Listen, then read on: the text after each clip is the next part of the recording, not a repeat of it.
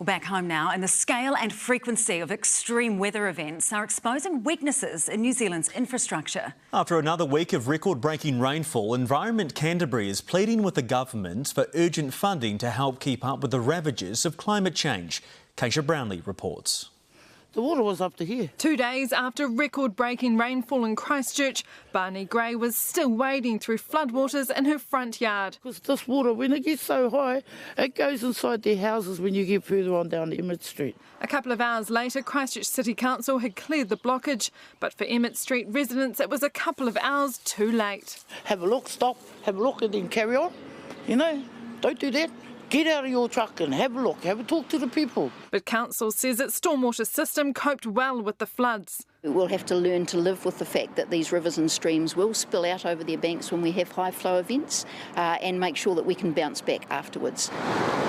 Over the last 2 years, there has been at least a dozen major rain events. Infrastructure in the city and in surrounding areas has been put to the test, and during the Ashburton floods in May 2021, it failed. We took the brunt for Ashburton on here. Straight after, Environment Canterbury said its ability to maintain flood protection was compromised by funding. Recent flooding has renewed the Regional Council's calls for more government funding. In the face of climate change, we know we need $150 million more per annum.